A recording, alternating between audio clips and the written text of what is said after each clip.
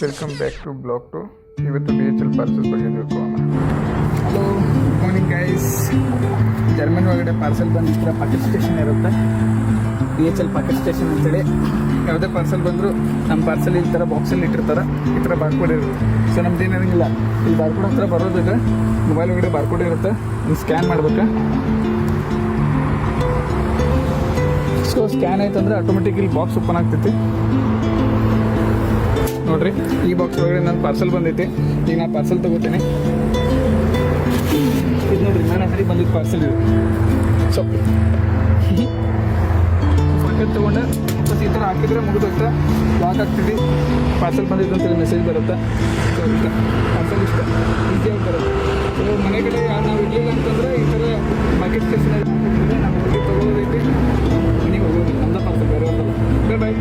ಮತ್ತೆ ಸಿಗೋಣ ಮುಂದಿನ ವಿಡಿಯೋದಲ್ಲಿ.